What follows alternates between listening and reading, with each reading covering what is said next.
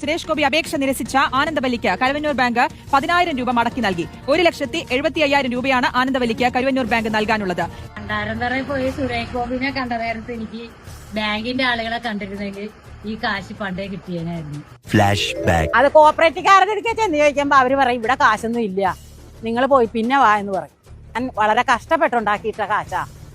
വല്ലവരുടെയൊക്കെ വീട്ടിൽ പോയി കലം കഴിയും തുണിയലക്കിയും ഒക്കെ ഇട്ട കാശാ. അങ്ങനെ സ്വരൂപൂട്ടി വെച്ച് ഇട്ടിട്ട് ഇത്രയും കാശായതാ.